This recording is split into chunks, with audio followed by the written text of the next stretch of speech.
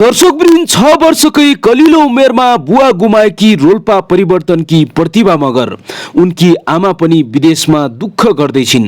स्वर्गीय बुवा र विदेशमा भएकी आमाको सपना पूरा गर्नको लागि गाउँछिन् यति मिठो गीत। तिमी पारी मछुवारी भेट्ने मन तर कसो गरुनी जुन मलाई भन्छौ भने हजुर उज्यालो तिमी हौ।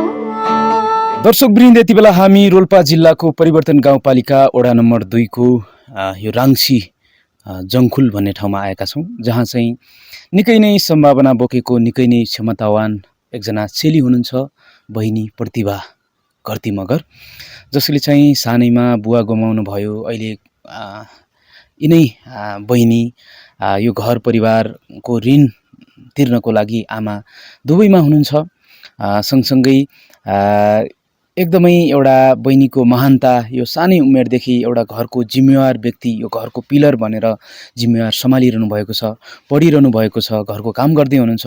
यदि यी सबै कुराहरू हुँदाहुँदै पनि यो घरको काम, घरको जिम्मेवारी सम्हाल्नेदेखि लिएर सानैमा बुवा गुमाएको त्यो एउटा भनौँ न पीडा त छँदैछ, ती पीडामा पनि हाँस्न सिक्दै एउटा आफ्नो प्रतिभालाई चाहिँ खुलाउने फुलाउने यो जमर्कोमा हुनुहुन्छ।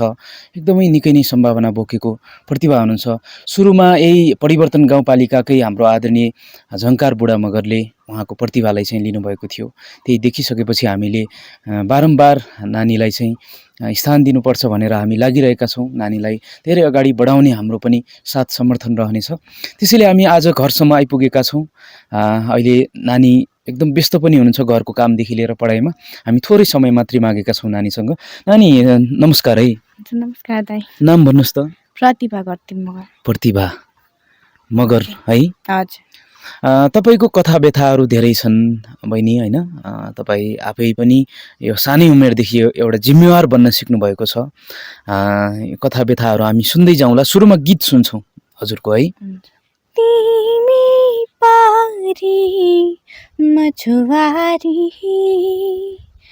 भेट्ने मन तर कसो गरुनी तिमी पारी मछुवारी भेट्ने मन तर कसो गरुनी झरी पर्यो बाढी आयो खोला अब तरु कसरी तिमी पारी मछुवारी भेट्ने मन तर कस्तो गरुनी उडी जाऊ भने हेर म कुनै पन्छी होइन हो हिँडी जाऊ भने मलाई साथै दिने कोही छैन के गति भो मेरो जातै सानो भो भन्छ तेरो हो कसको के बिगारे कसको के खाइदिए माया लान आयो नि मैले नि मायालाई दिए कहाँ गति भो मेरो जातै सानो भो भन्छ तेरो हो कसले बनायो जात। ओहो, निकै मिठो गाउनुभयो हाम्रो आदरणीय छेवाङ लामाजीले गाउनुभएको यो गीत निकै नै मर्मस्पर्शीय छ र यहाँ चाहिँ केही एउटा सन्देश प्रवाह गर्ने खालको गीत पनि हो यो। अनि आजभोलि के गरिदिनुहुन्छ हजुरले? घरको काम गर्ने अनि पढ्ने। घरको काम पनि गर्नुहुन्छ? हजुर। सानै देखिनुहुन्छ? सानै छु। कति कक्षामा पढ्नुहुन्छ? 8 भनेको कक्षा 8 हो? हजुर। ए आजभोलि त परीक्षा चलिरहेछ साँच्ची हो? हजुर। परीक्षा गर्नुभयो आज? हजुर। कस्तो भयो? राम्रो भयो। ए राम्रो गर्नुभयो? हजुर। भनेपछि पास भइन्छ? 9 कक्षामा गइन्छ? गइन्छ। जाने हो होइन? हजुर। अनि स्कुल कहाँ छ नि हजुरहरूको? पोखरा बजार सुन्नु भएको छ? पोखरा भनेको यहाँ पढ्नुहुन्न तपाईँ पोखरा? होइन, बजारको नाम ए पोखरा। रोल्पामा पनि पोखरा बजार छ र भने? हजुर। मैले पहिलोपटक सुन्दैछु दर्शक महानुभाव, रोल्पामा पनि पोखरा बजार रहेछ। बहिनीको मुखबाटै मैले सुने। ए पोखरा बजार भन्ने यही परिवर्तन गाउँपालिकामा पर्छ हो? हजुर। हजुर, खुसी लाग्यो आज तपाईँसँग भेट हुन पाउँदा।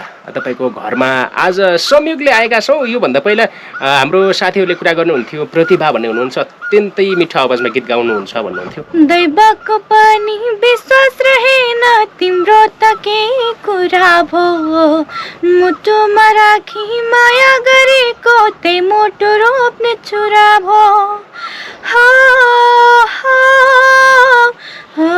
हो हो, दैवको पनि विश्वास रहेन तिम्रो त के कुरा भो, मुटुमा राखी माया गरेको त्यही मुटु रोप्ने छुरा भो। नबोल्ने ढुङ्गा बुझे बरु पढाइले यो मन बुझे, तर बुझेन आफ्नैले टुक्रेको मुटु कसरी सिउने, तडपाइमा बाँच्नेले, तडपाइमा बाँच्ने। ओ ओ ओ